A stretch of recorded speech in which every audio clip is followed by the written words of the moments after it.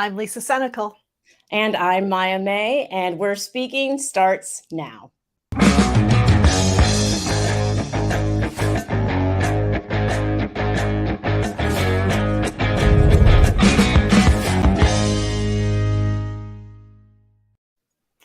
Hey, everybody. Hey, we're back. We're here. We're here. Yeah. This week. Ah!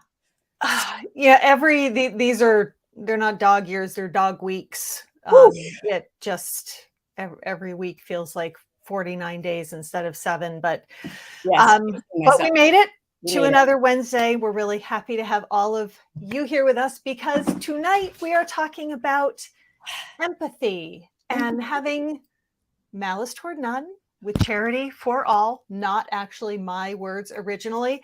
But we can only do that, right, if people stop being assholes. That's what I keep saying. Like, I am trying, and everybody is really just tugging at my empathy muscle right now. Like, I'm running out of it. You know, I'm talking to people who are saying, oh, like, the problem is both sides are too extreme. And I'm like, both sides right now? Yeah, the both sides-isms, we're not talking equal here, and I think we can still talk about having empathy without talking about having 50-50 compromise with views that are abhorrent, which is what a lot of the stuff going on right now really is. Absolutely. And if I remember my history correctly, people falsely claim the Civil War was about economics and security. It's like we need to start paying attention to the truth. Someone needs to tell those folks that white supremacy and economic insecurity are not synonyms. Yeah, it's the same argument all over again. We're going to pretend that that's what this is really all about and not fear-mongering. Fortunately, our guest tonight is helping us do what we should all be doing, which is learning from the past, so we don't have to keep repeating it. John Avlon is joining us to talk about his new book, Lincoln and the Fight for Peace. It's going to be a great conversation. Yeah, so America is seemingly completely coming apart at the seams, but John's going to give us some ways to pull it back together, repair where we're frayed. Unfortunately, we need to take a look at why we're frayed. So let's take a look at last week in the Republican Party.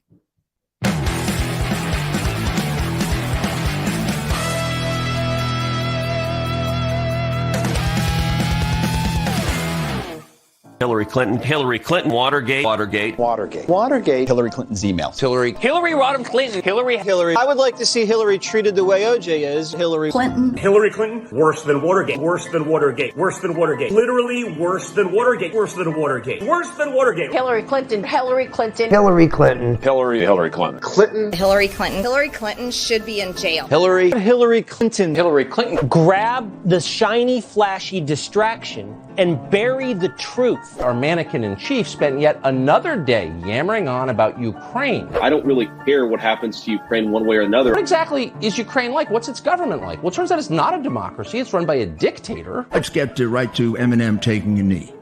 Why doesn't he go to another country? The Super Bowl halftime show is almost always kind of a celebration of degeneracy. In other news, Canada became a dictatorship today. Sure. Republicans are energized by COVID. Well, I think everybody wants to be on President Trump's bandwagon, without any question. One of the things I've said to the president is that he gets to decide the future of our party and our country. Could you be excited about a Speaker Jim Jordan? You bet I could be excited about Jim Jordan. I think you should be in there as well. They treat me as if I'm some kind of crazy person, or like I have 3 horns coming out of my head. When they lecture you that we've lost the kids and lost people of color and lost women, please, for the love of God, go to CPAC.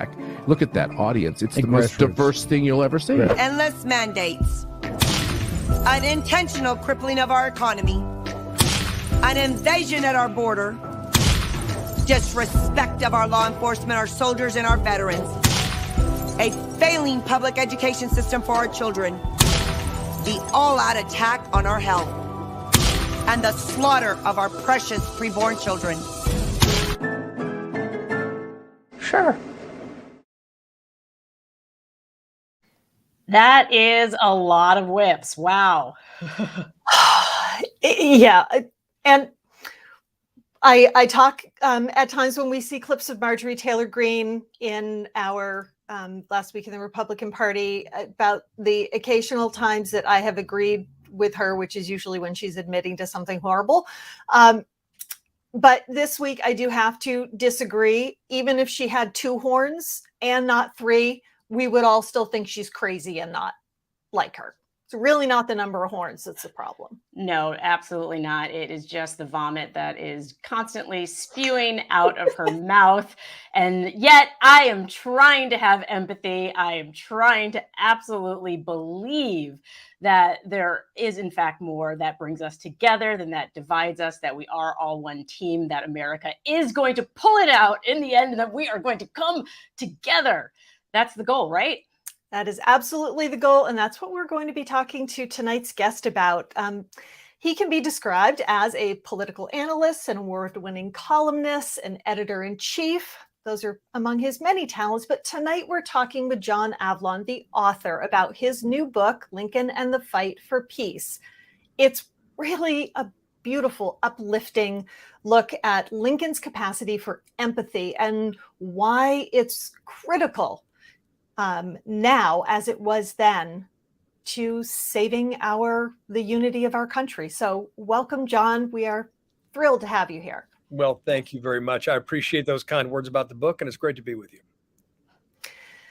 I want to start off by calling back to everyone's mind, incident I think we all learned about Lincoln. We all remember that famous example of Lincoln's empathy when he visited the newly freed enslaved people of Virginia and tossed rolls of toilet paper at them.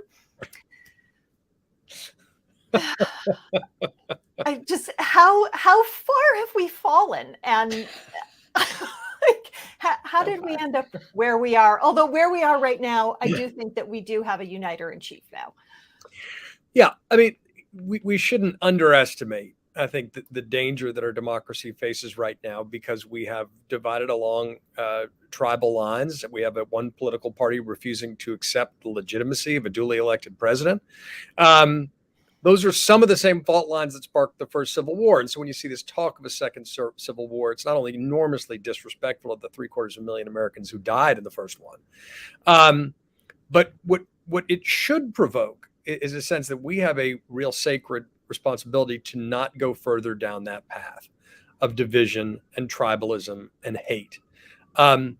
We're in a difficult place, but the other thing I think that Lincoln does and history does for us is remind us that we've been through far worse before. That's important. And then we can look to Lincoln's example, which is what the book's about, for a pathway out. And I think his invention really of a reconciliation based leadership.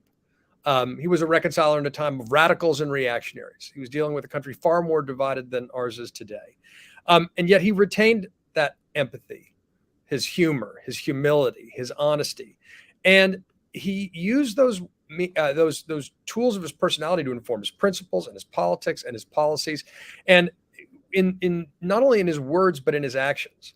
My book focuses on the last 6 weeks of his life, from his second inaugural through his assassination, and then carries forward this idea of how you win the peace. But what's so extraordinary is that he understood that in a civil war, you don't win the war really unless you win the peace. And so he was already, even as the war was ongoing, thinking about how to unite Americans again. And that's just a fascinating story that, bizarrely enough, hadn't been told exactly this way. Well, and I think what struck me most was your description of him being a funny person, but also of him being a cat person. You describe the multiple kittens, not just one kitten, but multiple kittens that he was coddling. And it kind of spoke to this level of empathy that I feel like somebody only with true confidence has. And so I wonder if that lack of confidence is what drives men like Trump, that drives men like Putin. Can you talk a little bit about that? It's interesting. I mean, look, I wrote this book primarily during the Trump presidency, first as editor-in-chief of the Daily Beast, and then as an anchor and analyst here at CNN. And, it is Lincoln and Trump exhibit opposite characteristics. I mean, one thing that's very clear if you study the presidency, and certainly if you write books of history, is that character is the single most important quality in a president. And there are a lot of different ways to have character, but at the end of the day, it is that dynamic I was describing. It extends just from someone's basic personality. And Lincoln's personality really was rooted in empathy, honesty, humor, humility. These are qualities that Donald Trump is not associated with. Lincoln would never demonize people he disagreed with, even in private. He made a point of reaching out. He didn't bristle when he was confronted with dissent. He was patient. He was kind. Indeed, he reminds us that kindness can be consistent with effective leadership.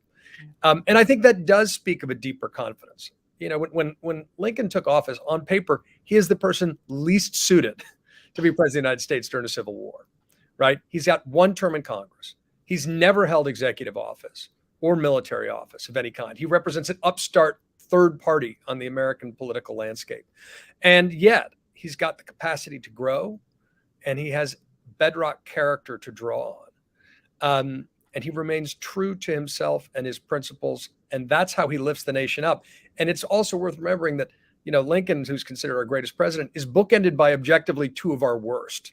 And it's just a reminder that kind of leadership was unusual in its own, in that time. But he held himself to a higher standard. He exhibited what I call sort of New Testament leadership.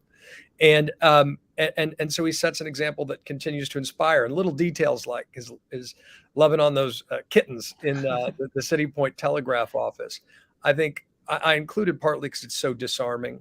Mm-hmm. It's so contrary to sometimes the graven image of Lincoln we have. He was a fully formed person who, if anything, was criticized for joking too much. But he spoke in parables and used humor to break down divides, to disarm his opponents. And he was confident on a deep level as to who he was. And certainly he had reason to be confident, as we can see from his examples of leadership and his brilliant writing. Right. So you said, and I agree, that obviously we have been through worse than we're going through right now. The Civil War was certainly worse, but we're also really different people now than we were then. Communications travel differently. Our public discourse is different. Social media changes everything. So our ability to rebound from where we are now, is our resilience diminished, even though we're not in as bad a situation as the Civil War, at least yet? Look, Lincoln didn't fetishize the past. He actually was fascinated by the future, but he did recognize, even as a young man, his famous Lyceum speech, that as a nation of free men, we must either live by all time or die by suicide. So he understood that even then, in the 1820s and 1830s, there was concern that the American experiment might not live. There'd never been a democracy on this scale before. There'd been a civil war on this scale before. What I think we need to recognize is that there are a lot of structural forces that seem conspired to divide us. They are probably a form of growing pains, and we cannot take the threat for granted, because simply the proliferation of disinformation is different.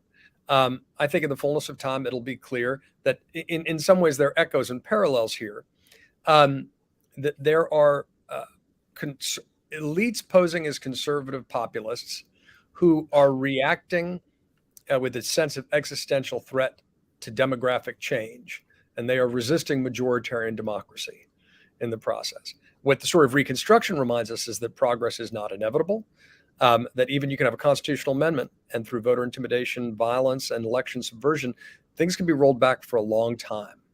So it's why, you need to win the war, but you need to win the peace. And you need leadership that retains that empathy to reach out without compromising on core principles or core facts.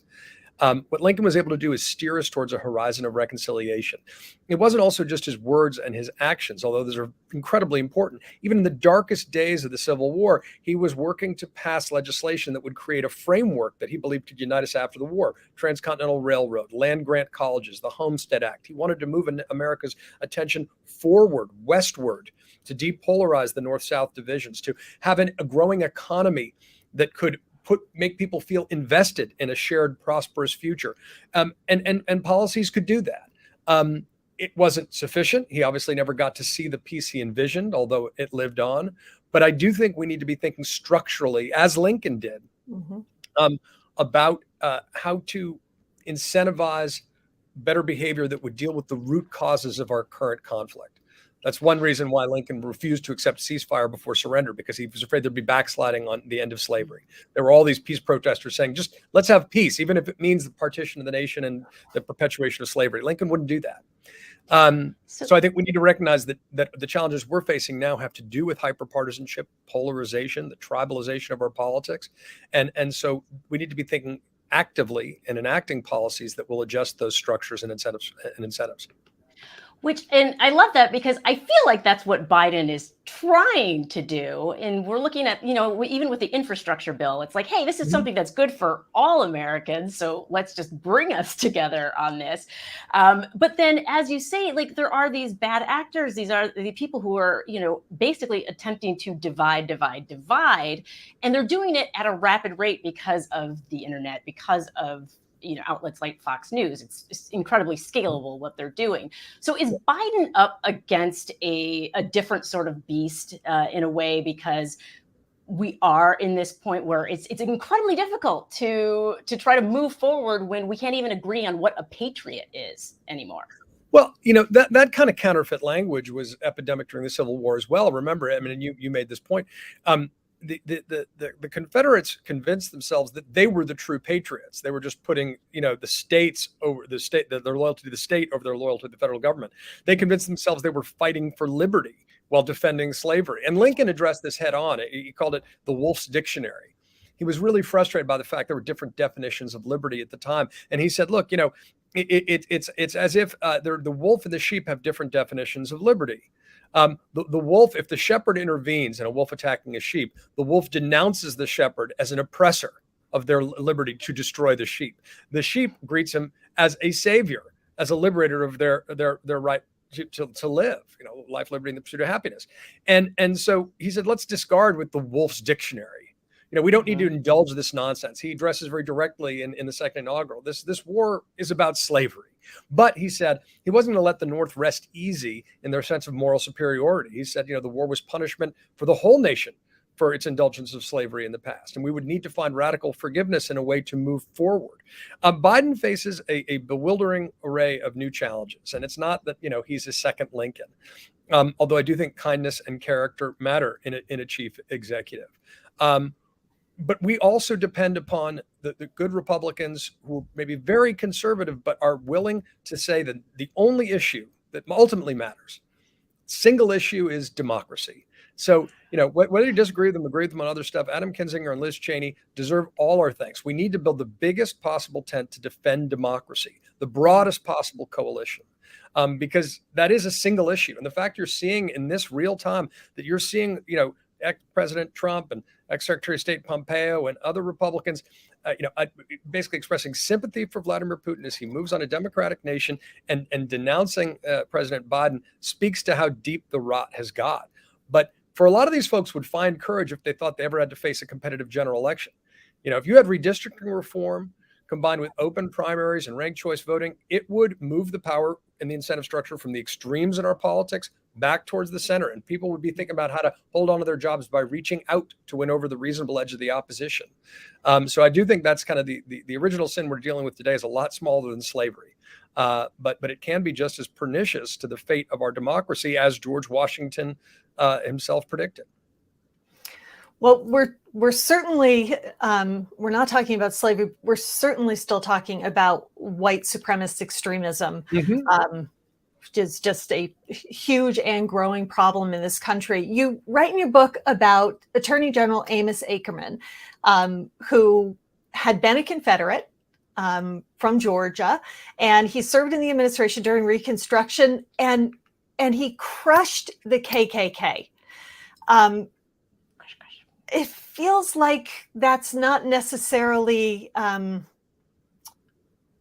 that push to defeat white supremacy now is not as aggressive as it needs to be. Do we need someone who can have conversations with folks and be trusted on that side the way Ackerman could talk because he had been part of the Confederacy? We are facing subtle and more subtle forms of white supremacy and racism, certainly than we're dealing with at that time, although there are domestic extremist groups that are equally as violent. And what Grant did by returning us briefly to the Lincoln path, because Lincoln was very clear to him about his vision for how to reunite the nation after war, reconciliation, reunification, but also what he was afraid might occur. And Lincoln himself said, if we don't secure the peace, there will be vigilante bands that rise out.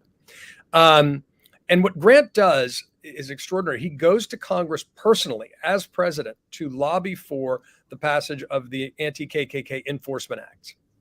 And then, as you say, he has a Southern Attorney General, Amos T. Ackerman, implement those along with a Southern Solicitor General. And that helps give it credibility because the South couldn't say this was just sort of Yankee domination. And it does succeed for a time in defeating that first generation of the KKK, which is led by Nathan Bedford Forrest, a Confederate general. The KKK is hydra-headed. It emerges in the 1920s. It emerges in the 1960s, after Brown v. Board in full froth. And certainly we're dealing with, Christian nationalist militias today.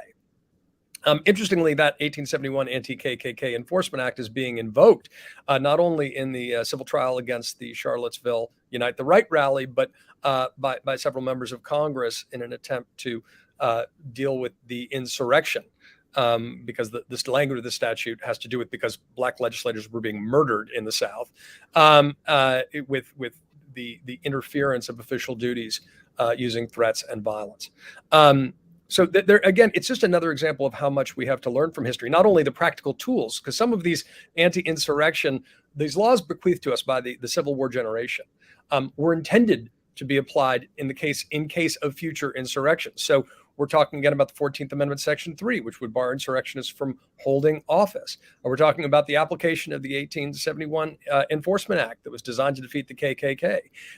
These tools have been given to us. That's a practical element of learning our history. But really, as citizens of a self-governing society, we have to learn our history also because it will teach us how to be suspect when people are echoing old arguments that have been on the wrong side of history, the ones that have been used to divide us and have tried to divert us from majoritarian democracy and multiracial democracy in our fitful progress toward that more perfect union. That's what we're dealing with right now. Right. And I love that you point out that Lincoln deferred to the experts at the table, because as we learn our history, we can also embrace expertise again, because these lessons of history are what guide us out of this. This is just because everything is moving at kind of like the speed of light right now, the speed of internet, do you think there's ways that we can even engage better technology to improve problem solving? I think you were one of the founders of the Problem Solving Caucus, or not caucus, but Mark McKinnon and I helped co-found No Labels years ago, and they have established subsequently the Problem Solver Caucus. But you were saying, are there mechanisms? How can we use technology to look? The one thing I've been evangelical about this in my work, and if you look at all my journalism and the columns I write and the books I write, they all tackle the problem of how to confront and overcome hyperpartisanship and polarization and strengthen the center again. And I just do it from different angles. Wingnuts was about playing offense against the extremes, and the last two books I've done are about just imposing history again, so it can't be hijacked and manipulated by people towards their own ends, and to remind people that there is a broad, strong center in American politics. It evolves, and it needs to. I do think that what the center has been lacking is an architecture. Part of what we're suffering from is frankly the rise of a partisan economy, and a part of that polarizes people, some good people, because the incentive structures, financial or political, are out of whack. People are profiting off polarization every day, and so they start playing to those incentives. So we need to build an alternative architecture, I think, to develop the strength of the center in terms of ideas, policies, donors, for people who are on that side of the equation, people running for office, to strengthen sort of the good people on both sides of the aisle where they exist, without falling into a both sides, trap or a pox on both your houses, which isn't appropriate to the time in which we live right now. We're trying to, as we try to defend our republic. I wrote an essay with a number of friends, John Haidt and Mickey Edwards and Maya McGinnis in Time magazine a year or so ago, called the Unum Test, which proposed different ways of thinking about the multi-layered challenges we face, because it's not just political, it's cultural and economic as well. And I'd finally say that it's pretty clear to me that the persistent squeezing of the middle class in our country over the last several decades has paralleled the hollowing out of the middle of our politics. And I do think that we need to proactively pursue policies that can strengthen and build the middle class, and that will create ballast in our politics, which we currently don't have. Well, you are certainly an evangelist for the importance of understanding history, which is under attack in our communities and our public schools right now. So can you, as parting advice for us, on a micro level, what would you like average people in their communities to be doing to make sure that the history that is so important isn't lost or revised for our children to learn? First is, whenever there's a story that is the beginning of my book, where Abraham Lincoln is touring Richmond 2 days after the fall of Richmond. The city's still burning. It's not even fully controlled by Union forces. He walks into the city, not as a conquering hero, but holding his son Tad's hand on the boy's 12th birthday, and they wander into the city. And later, after he sits down in Jefferson Davis's chair and is wanted to see the fall of the slaveocracy for himself, but in a spirit of empathy and reaching out, and he does a carriage ride around the town, and they stop briefly at a place called the Libby Prison, which is a converted tobacco warehouse that had been one of the most horrific POW camps during the war.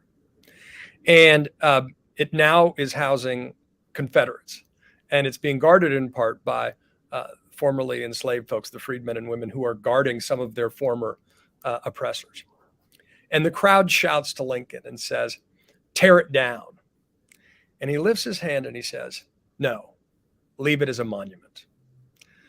There are two things about that story that I think are important. One is, one of the hallmarks of courage in a self-governing society is for individuals and citizens to stand up to the mob, wherever the mob might rise. If mob thinking is dominating an impulse, do the other thing. Stand up, straighten your civic backbone, speak out.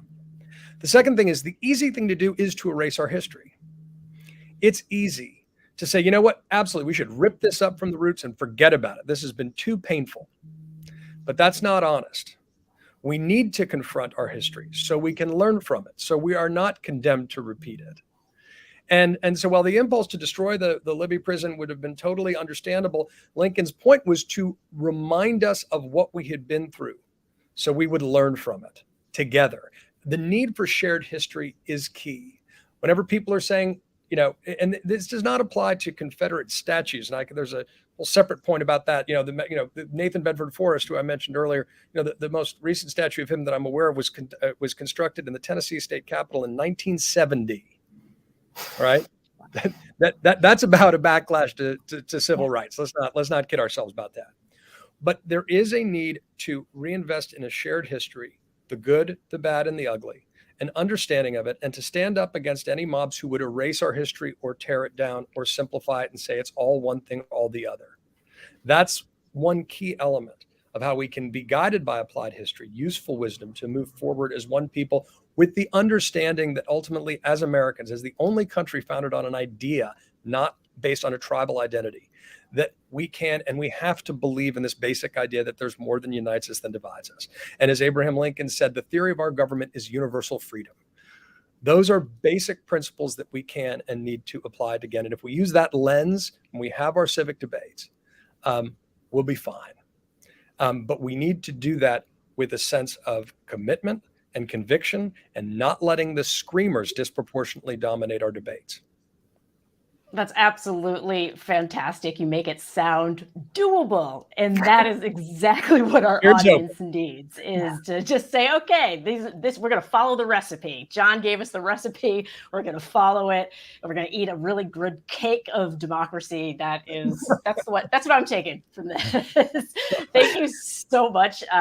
Not just for this amazing conversation, but the book itself.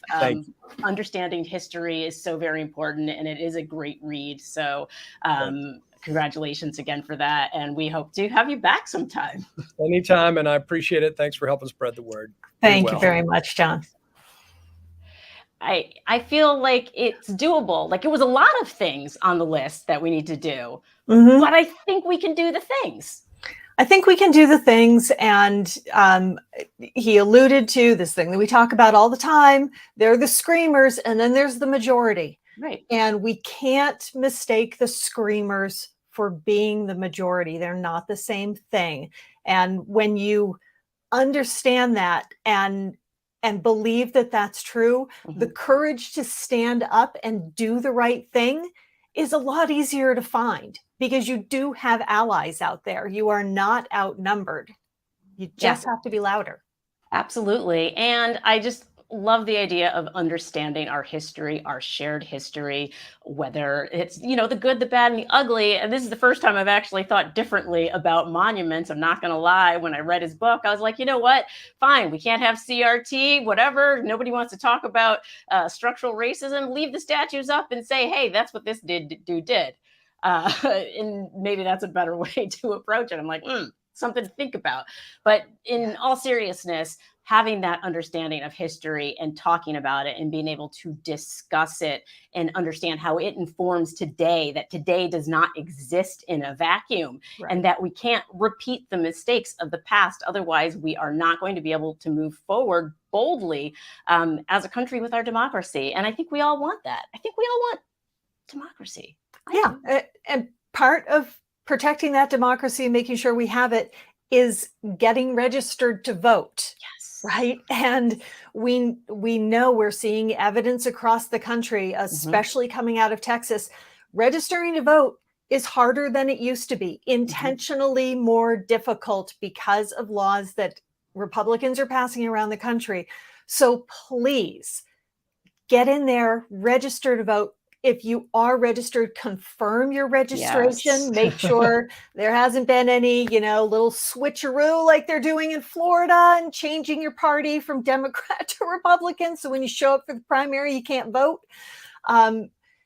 We've just got to accept that it might be more difficult. But my God, the democracy is worth it, right? So worth it. It is so worth it. It's like, it's a process now. Maybe you're going to have to try 1, 2, 3 times to make sure that you're registered, and then check again right before election time. But it is absolutely worth it, Lisa. You are right about that. And then you can give a big old grin to the people who tried to stop you when you show up there and you cast your ballot. So there's a payoff.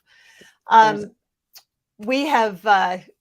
We barely touched on Ukraine in this episode because there is so much to talk about. But the Lincoln Project, obviously, we're really focused on what's happening in Ukraine and the GOP's further slide into being Putin apologists and cheerleaders. So we wanted to share this new spot with you. The people of Crimea, from what I've heard, would rather be with Russia than where they were. Do you like Vladimir Putin's comments about you? Sure. When people call you brilliant, it's always good, especially when the person heads up Russia. Yeah. Well, I mean, also as a person that kills journalists, political opponents, and invades countries. Obviously, that it would be a concern, would it not? He's running this country, and at least he's a leader. Unlike what we have in this country. Yeah, but again, he kills journalists that don't agree with him. Well, I think our country does plenty of killing, also, Joe. So. Putin's a killer. A lot of killers. We got a lot of killers. Why, you think our country's so innocent? No, think of it. It's Russia, after all. Somebody said, are you at all offended that he said nice things about you? I said, no. In all fairness to Putin, you're saying he killed people. I haven't seen that. I don't know that he has. Have you been able to prove that? Do you know the names of the reporters that he's killed? I had a call with President Putin and congratulated him on the victory, his electoral victory. I want to thank him because we're trying to cut down on payroll. We'll save a lot of money. I like him because he called me a genius. The people of Crimea, from what I've heard, would rather be with Russia than where they were.